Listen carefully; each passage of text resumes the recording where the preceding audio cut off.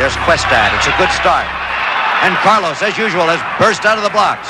Tommy Smith running pretty well so far. And in lane 2, Bambouk is strong on the outside. It's Edwin Roberts. It's John Carlos right now. It's Carlos and Smith. And here comes Tommy Smith. Smith has done it with his hands in the air. My prayer was a prayer of solidarity, a prayer of hope, that we could unite as a people instead of being separatists in a country that's supposed to be one. Their protest was against segregation and racism in America, the symbolism made more potent by the single black glove each wore. If I did it by myself, they just wrote me off as being crazy and never been the end of it if he did it by himself.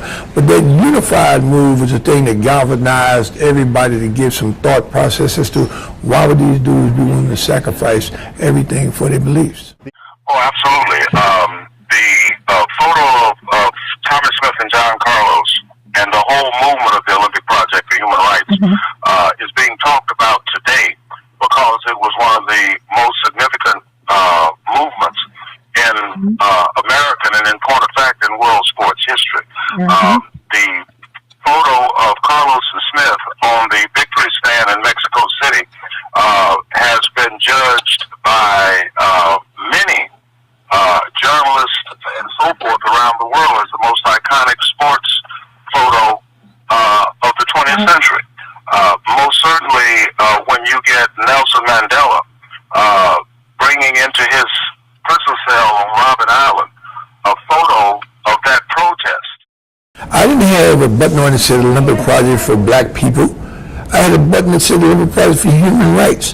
Mr. Norman didn't have a button that said Olympic Project for Black people. He didn't have a button that said Olympic Project for white people. He had a button that said Olympic Project for Human Rights. What impact they could make right then and there, because it felt like this was going to be their only opportunity to do something like that.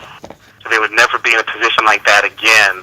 And if they didn't do something, then it would have felt like all the talk and all the preparation and all the feelings that they had had leading up to the Olympics would have been a big waste. It expands back to the Olympic Project for Human Rights because every ethnic group that walks the earth can relate to that demonstration because everybody has been oppressed somewhere along the line. And that's all we was fighting for, stop the oppression.